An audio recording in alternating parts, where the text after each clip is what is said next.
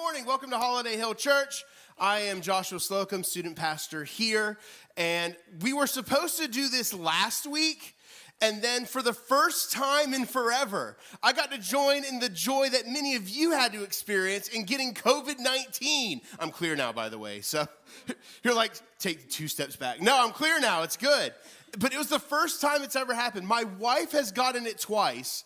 Me and the kids never got it, even both times she had it. We came out like clean as a whistle. And I had this non-scientific belief that maybe it was the Flintstones vitamins I took when I was like 10. Like I took a lot of Flintstones vitamins. Maybe that was it. There was a time I was 16 and I fell into the Julington Creek and had to swim through the Julington Creek. And at that point, I was convinced swimming in the Julington Creek made me immune to COVID's 19 through 27. I'm like, I'll never get this thing because I fell in the Julington Creek and swallowed some of that water. And that stuff it's the Julington Creek, guys. I mean, that's really all there is about to that one. But clearly that didn't happen. Got Rona. It was an experience, and it was intimidating. It was really intimidating because some of you know this. I had a friend who actually passed away from this about a year ago. I'm like, man, and again, this is reality. That sometimes this can really be serious. But we made it through. The family made it through. We're good. Thank you for your prayers. But experiencing first, and especially getting ready for this and having to do this now 1 week removed, experiencing first, I realize sometimes first can be very intimidating. There are times we do a thing for the first time, we experience a thing for the first time, and going to a new place for the first time, for example, like moving. When we have to go from one place to another, that can be intimidating. Maybe we're moving because of a job. Maybe we're moving because of family. Maybe we're moving because it's a representation of a new chapter of life. And sometimes with moving, there could be good things with moving. There's great things happening when we go from one place to another, but in doing so, we're leaving behind the familiar. We're leaving behind what we know. We're leaving behind what's comfortable. We're leaving behind things and people and places that bring us happiness and joy. So sometimes moving can be really intimidating. Here's another one that can be intimidating. School. Going to a new school. We have a lot of graduating seniors in the class of 2022. We had a huge class of 2022 here at Holiday Hill. And for the ones that went through high school, many of them went to the same school for 4 straight years. I remember when I left high school and went to college, for me, the reality hit on that first day. Because for 4 years, I had the same commute. For 4 years, I went to the same place. For 4 years, I went to the same classrooms and hallways, and I saw the same teachers, and I saw the same classmates, friends, and students. And I'm getting ready for my first day of college, and in that moment, it hit me that I'm going to have a different commute today. I usually go right and get on 295, and now I'm going left, and I'm going to go on 9A. And for 4 years, it was like this, and there's new students, new places, new culture, new people, new expectations, new challenges. And for some people, that could be very overwhelming. Here's another first that could be intimidating. A new job, new place can be very intimidating.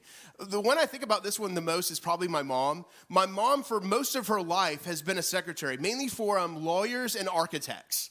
But there was a small stint where she actually got a corporate job with Frito-Lay. So here's my mom, and again, she's like the perfect secretary. She's very organized, she's very prim and proper, and she's also very introverted. She's like me, but completely opposite of me, like nothing like me at all. So, and some of us, we can relate, right? Put me in my cubicle, put me in my little corner, I'll deal with the legal jargon, I'll crunch the numbers, people, ooh. But now she has like a corporate job where she's like flying around, she's going on business trips, she's having to network. The best part about that job is that she would come home with Frito-Lay and Doritos flavors before they would hit market. So I get like all the test flavors and all the new like flavors of chips. It was great. I loved it. She didn't, but I did. It was great because again, it was so different for her and it was so intimidating. And when we go through these new firsts, when we have these new first experiences, we have these things that are intimidating and we're going into the new, we're going into the unknown. And maybe even after a while, these things even become familiar. Maybe we have this feeling that we don't fit in. We're kind of like, as they say, the square peg in the round hole. We feel awkward. We feel like we don't belong, like something's wrong here. Something doesn't fit here. I don't belong here. And as time passes, as one may feel like they don't belong here, that sense of awkwardness, it may grow into full-on loneliness. I'm alone. I have no one to relate to.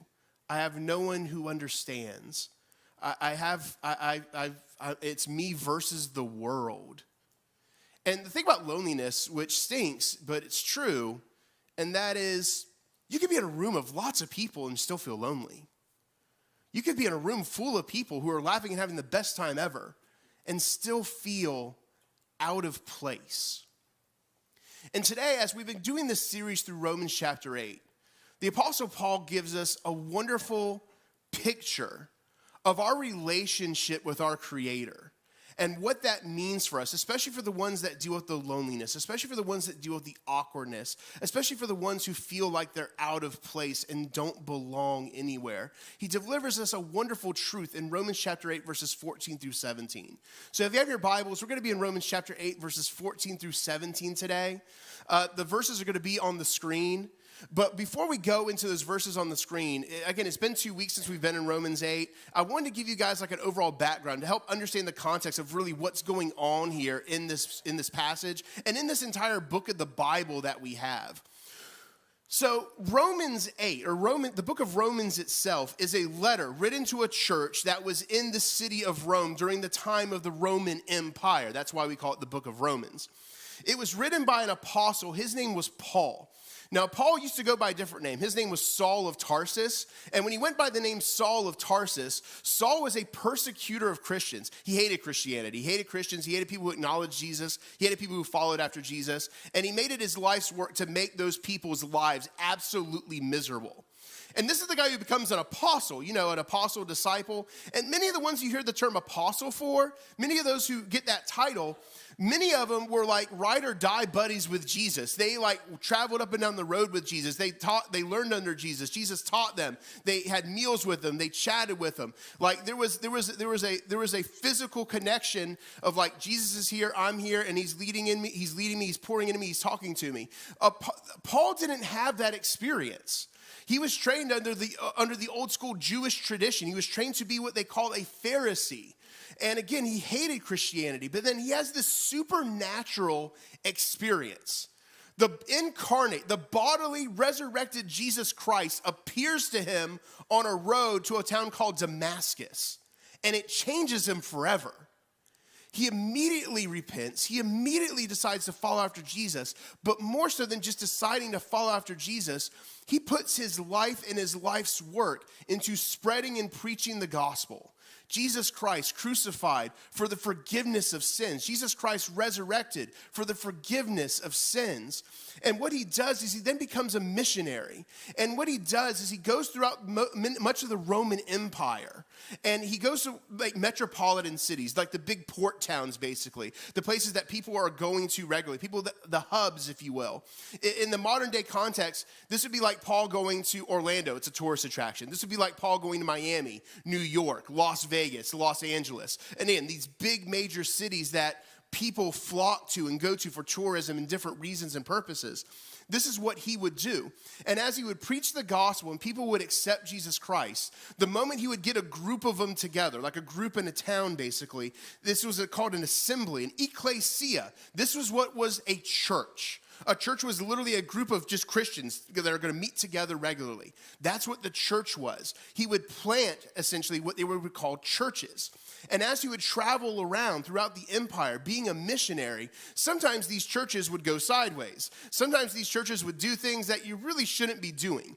And Paul would write letters to these churches. Much of your New Testament are letters written by Paul to these churches. And, letters he would write to these churches are common type of things that you would normally tell churches. Like, for example, in the book of Corinthians, the church of Corinth, he has to write to them, guys, dude, you really shouldn't date your stepmom. That's bad. I don't know if you knew that, but he's writing this to a church. He has to actually tell them, guys, dating your stepmom is bad. Or like Galatia, the book of Galatians. Guys, you don't have to self-mutilate yourselves to prove your devotion to Jesus. That's bad. Common things that you usually have to tell church folk, right? These are the things that he would write to the churches he would start. And I love the beauty and the honesty and the rawness of it because it's a great example of how churches they're groups of people just like you and me, and no one here is perfect. Actually, we're all sinners saved by grace. That reality of like, there's nothing special or miraculous inherently about us because of just us. We're not more special or more whatever than anyone else. We're all sinners saved by grace. We're all equal at the foot of the cross, as they say. Paul would give these instructions to these churches as he writes these letters. He would sometimes write personal letters to people he discipled, people like Timothy and Titus. These are called the epistles. They're letters that the Apostle Paul, many of them written by Paul, would write to these churches.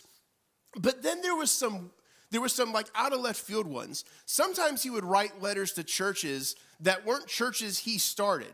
One of them is the book of Romans.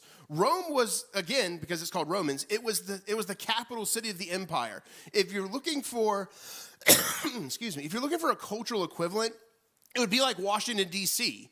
It's the capital of the empire. It's the hub. It's where the leaders go. It's where the decisions are made. It's where the hustle and bustle happens. It's a huge metropolitan city. And Paul always wanted to go to Rome. We see this in the book of Acts, actually. There's many times Paul wants to go to Rome, and things always go wrong.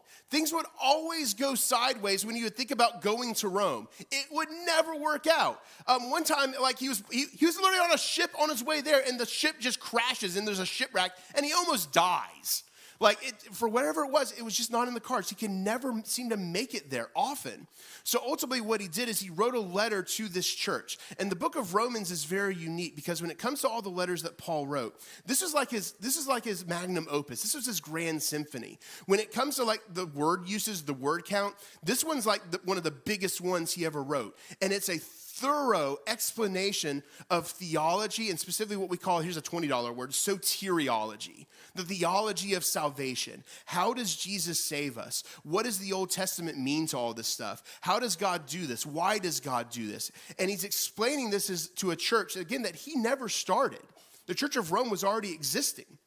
But he writes this letter to him. Many people believe the reason he wrote this letter was basically as an introduction to himself. He's introducing himself to this church. And the reason he's introducing himself to this church is he's been many times on the east side of the Roman Empire. He wanted to move to the west.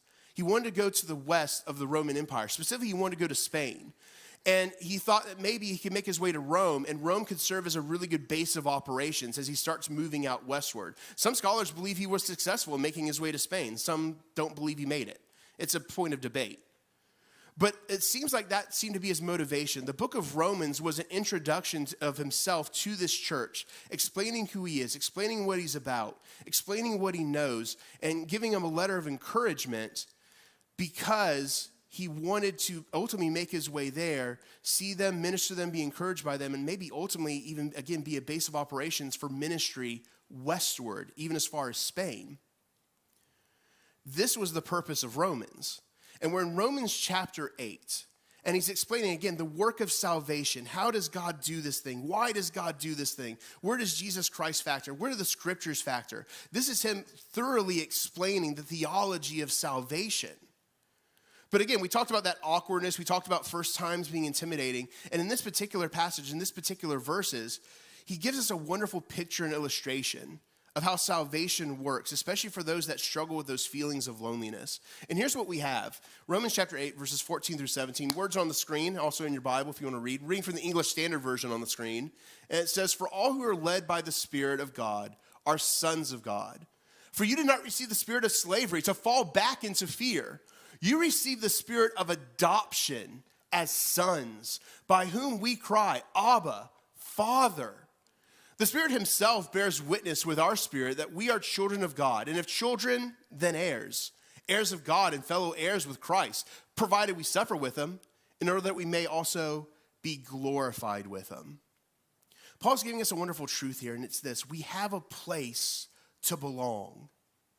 We have a place to belong. For those of you that acknowledge Jesus Christ as Lord, for those of you that have put your faith in him for salvation, we have a place where we belong. And for many of us, this is a struggle. And it's part of, I think, the human condition, wanting a place where we fit in, wanting a place where we belong. And this is Paul sharing with us, we have a place where we belong. And we see it oftentimes in our culture, this struggle, this desire, this heartfelt yearning. Where do I fit in? Where do I belong? Where does it work for me? Why can't I have this feeling? What's going on? We see it in our culture. And here's a prime example is music. We see it in the music culture. Back in the 2000s, Chris Daughtry had a hit talking about going home to the place where I belong. These places and these faces, they're getting old. I'm going home.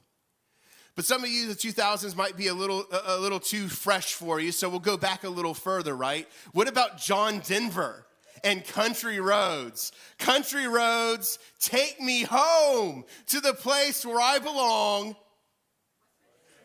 Thank you, I just won $5. So again, they would never. Yeah, they are. The great part about Country Roads is this. How many of you are from actually West Virginia? Like, this song speaks to me so much. You're from Albuquerque, New Mexico. What do you know about West Virginia? This makes no sense. It speaks to my heart. But there's some truth to it, right? It speaks to our heart. We want to go to that place that's nostalgic, that place that's familiar, that place where we fit, the place where it clicks, the place where it works. We want a place where we belong. On a serious note, and again, back to our music culture, on a serious note, you got Chester Bennington, the former frontman of Linkin Park. And I mean, it's one of those things, like when you look back on it, it can't be much of a surprise. Like if you paid attention to the lyrics of Linkin Park, it made sense that he went the way he went out. He completed suicide at age 41. At 41. And this is a guy who had built out lyrics about, I want to be somewhere I belong. I need to find a place that's real. I want to be where I am, somewhere I belong. He belted that out. And that was like his normal face when you would like belt it out. That was a common face he would make during performances and live concerts. He ended his life, dealt with depression, dealt with mental illness, and it's tragic. If you go online, you can find videos of him literally less than 24 hours removed from when the event happened. He's at a dining room table playing games with his kids. And laughing. Ended his life. We have that struggle. Where do I belong? Where do I fit in? And then Paul gives us this wonderful truth in Romans chapter 8. We are adopted into his family, followers of Jesus Christ. You have a place where you belong. And it's not just a place where you belong. It's a place you belong by a supernatural thing called, it's a spiritual adoption, but it's adoption. And I love the picture Paul uses here when he talks about adoption. One of the beautiful things about adoption, one of the first great beautiful things I want to share with you about adoption is that adoption is a choice. Adoption is a choice. You're chosen. Let that sink in for a moment. You know, sometimes things can happen by accident. Sometimes things can just kind of happen. And even when we know the mechanics of things things can kind of happen. You know, sometimes, for example, I have some friends, and they had 3 kids. They had 3 kids, and they were all planned and ready because they were all 2 years apart. So they had a kid. 2 years later, they had another kid. 2 years later, they had another kid. And then 5 years later, they had another kid. Some of you got it. What happened? We all know what happened, but at the same time, it wasn't planned. It wasn't expected. Sometimes those things can happen without intention of happening. Adoption isn't one of those things. Adoption is a choice. I have 2 children. We're kind of stuck with them, but if we decide to adopt, I love them sometimes. No, but if we adopt, that's not an accident. You don't really hear stories like that. And a prime example of how you don't hear really stories of accidental adoption is probably the great Google autocomplete. For those that don't know, in the Google search engine, because they value your time, they'll try to guess what you're searching. So as you start typing something in, you'll then have a list of what they call the autocomplete. In other words, based on searches that people usually ask for, here's what usually the conclusion of the search looks for. So, and again, you'll get some common ones, especially for accidental stuff, like, help, I accidentally ate moldy food. Help, I accidentally took expired prescription. You know, what should I do? But then there's some really crazy ones that became meme-worthy because they go sideways. Here's one of my personal favorites. Help, I accidentally out-pizzaed the Hut. Help, I accidentally restarted the Soviet Union. Help, I accidentally joined the Italian mob. I'm like, how do you accident? But here's the beautiful thing of the autocomplete. And again, those are crazy. And then you got the common ones. There's never help, I accidentally adopted somebody. It's a choice. I know what I'm doing. I'm doing it on purpose. I'm doing it with a reason. Adoption is a choice. God, in all of his love and holiness, chose you. He looked at our imperfections. He looked at our shortcomings. He looked at the days that maybe we feel we don't measure up. And he looked at you and said, yeah, that one. That one. But there's some best and some brightest over here. No. That one. I want that one. That's the one I want. That one. Adoption is a choice. But it doesn't end there. See, adoption also has a purpose. Adoption has a purpose. Verses 15 through 16. Can we put that one up? Do we have it? For you did not receive the spirit of slavery for you to fall back into fear.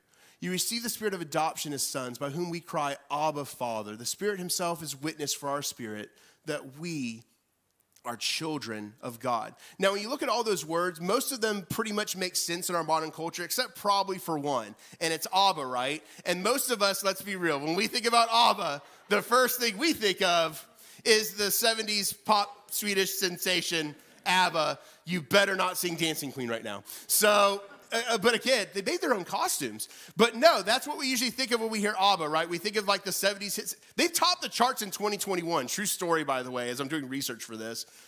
It's weird, but whatever. So again, like that's the thing we think of. Now, clearly Paul is not talking about 70s Swedish pop sensation ABBA. But what's happening here is we cry, Abba, Father. This is a term of endearment. It looks more like that. Abba, Father. Abba was a Hebrew word. Basically, like the cultural equivalent would be like dad or daddy. You know, here's the thing. Sometimes, again, we may feel like God is so far off. We may feel we don't fit in. We may feel we're so awkward. We may feel God is 5 trillion, million, billion miles away, light years away, completely untouchable. And here's him saying, no. Not only are you adopted into the spiritual family, not only were you chosen to be adopted into the spiritual family, you have a purpose. And with that purpose comes a perk. And here's the perk. God is approachable. And not only is he approachable like some corporate CEO, not only is he approachable, he's not approachable like some manager or some like third cousin twice removed who you only saw that one time at the reunion when you were 4 and now you're seeing him again, but you got to be nice because you want good money for the graduation present. No, it's not like that. It's not like that. This is a father and son level connection, which for me, admittingly, this is one of the ways in my life I'll share with you guys. I've been blessed. I have a wonderful dad. Me and him have a wonderful relationship. We always have. My dad was the type of guy who, if you need something like 2 a.m, like he's there for me. He's there for his son. And some people, they'll be for you at 2 a.m, but you're going to hear about it. Like, okay, what do you want? You owe me on this one. You know, some people are like, they'll still help you at 2 a.m, but you're going to hear about it. My dad wasn't that guy. He's very generous, very giving, very gracious. Father's Day, especially Father's Day card shopping, is very hard for me because most Father's Day cards, many of the ones I would ever come across, basically have 3 general themes. Dad is lazy, dad loves golf but he stinks at it, and also dad drinks a lot. And the problem is my dad's none of those 3. My dad's not a golfer. My dad is a very hard worker. He'll probably die with a shovel in his hand, and then he'll probably have to dig his own hole too. Like I said, he's a workaholic. He's always a very hard worker. And then my dad doesn't drink alcohol at all. He's more of a sweet tea guy. So Father's Day cards were very hard. But as I got older, especially at high school, college, and beyond, I started to even more fully appreciate in seeing my other friends and my peers that maybe they don't have the best relationships with their dad, or maybe dad's relationship with them is completely non-existent. So when Paul uses this illustration of like a father with a child, sometimes this illustration, as an American culture, we may be handicapped in understanding God's relationship with us, because some of us may actually have poor relationships with our dad. Dad's non-existent. Dad's absentee. Dad doesn't care. Dad can't be bothered. Dad loves other things than me. Maybe we feel that way. And like I said, if we feel that way, then the brutal truth is maybe we're handicapped in understanding God's loving relationship for us. Something to consider. But I love the picture of Abba, Father. He puts that in there, and it's like, no, it's not just a dad relationship. It's a dad relationship on steroids. Like, this is like top shelf, next level kind of stuff. This is a wonderful relationship. This is a loving relationship. This is a caring relationship. This is a sacrificial relationship. This relationship came at a cost, and that cost was Jesus Christ on a cross for you and for me. It's a real relationship. It was a chosen relationship. It was a relationship with purpose. And then it comes to this. Adoption is real even if we don't feel like it. Adoption is real even if we don't feel like it. I mean, really, what does it feel like to be adopted? I've had friends who are adopted, but what does it really feel like? I don't feel like I'm adopted. Like, I don't feel adopted. Like, that doesn't really feel that way. I mean, it's more than a feeling. It's a truth of reality. We've been chosen. We're brought into this family for those of us that follow after Jesus Christ. And sometimes, though, that's the thing. We sometimes just don't feel it. Sometimes we don't feel it because of choices we've made, and our sin and our poor choices make us feel really far from God. Sometimes it's events that we had no choice over whatsoever. Sometimes it's hurt. Sometimes it's tragedy. Sometimes it's the unexpected. Sometimes it is when things go wrong and go wrong terribly. And we feel so far away, we may feel like God really doesn't love us. We may feel like we don't belong. Here's the beauty of adoption. You were adopted in the state that you were in, and God chose you. So if you were chosen not based on what you did, then it also goes to believe that you can't lose adoption based on what you did. Does that make sense? In other words, if it wasn't something I inherently earned because I was like the greatest, perfect, most wonderful thing ever, then I can't lose it because I'm not the great, wonderful, most perfect thing ever. It cuts both ways. If I didn't earn it for my good merit, then I can't lose it for my good merit. But sometimes it doesn't change the fact that maybe we just don't feel that way. Maybe we actually feel out of place. And the best way I could probably comedically describe this is with the following video. So check this out. Tranquility Base here. The Eagle has landed. I can't believe I'm about to walk on the moon. Copy that. There's a lot of smiling faces back here on Earth as well. Man, doesn't even seem real to me. Well, that makes sense. You'll be the first person ever to step on the moon. So this is a completely new experience for all of us. I can't describe it. It's like this whole thing is fake. I'm sorry, what? It's like this moon landing is fake. Okay, Commander, there are a lot of people listening to everything we're saying right now, so maybe a different choice of words would be good. I mean, it almost seems impossible, doesn't it? Like, seriously, how in the world can we pull this off?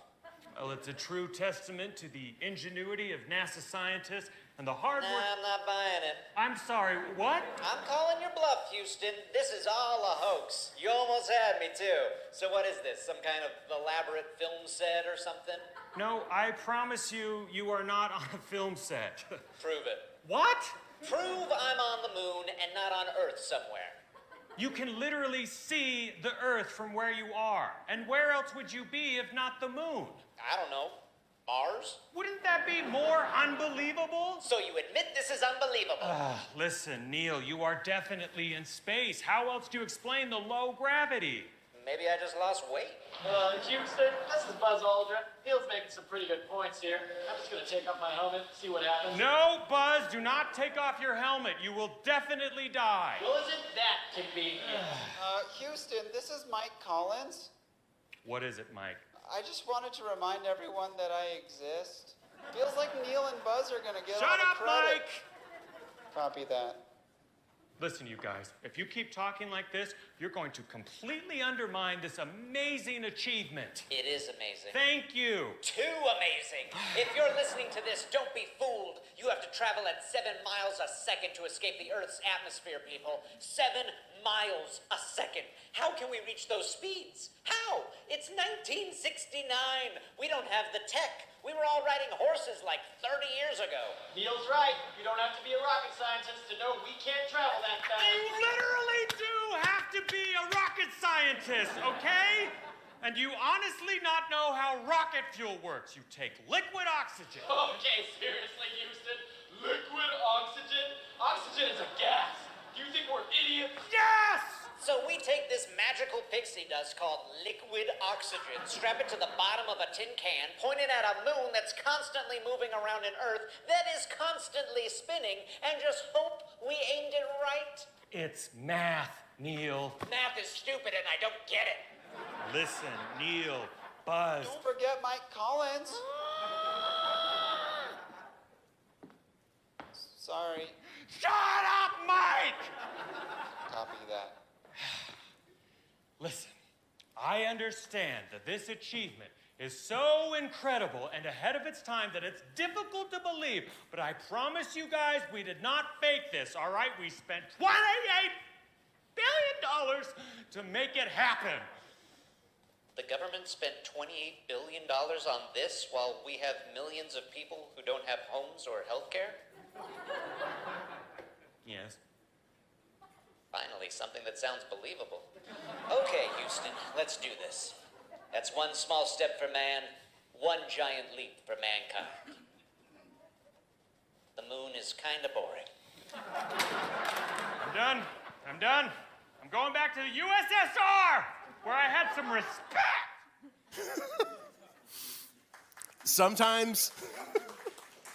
Sometimes we don't feel it. Sometimes it doesn't feel like it's right. Sometimes it feels like it's not real. But trust in the truth. You've been chosen by God in whatever state you started in. And he loved you so much, he loved you wherever you were. He loved you so much, he also didn't keep you there either.